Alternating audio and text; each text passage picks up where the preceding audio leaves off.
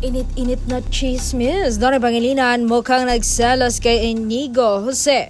Grabe nag-iisi ka, Donnie Pangilinan. Sinabi mo bang wala ng pila? Nag-trending kasi sa isang social media platform ang picture nila ni Inigo sa kanilang celebration sa pagtatapos nga nila ng taping ng Roja.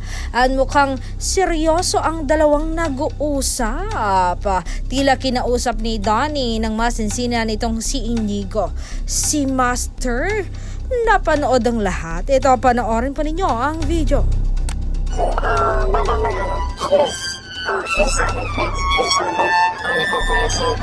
Sobrang sarap po kuya. I think siya po ilang sa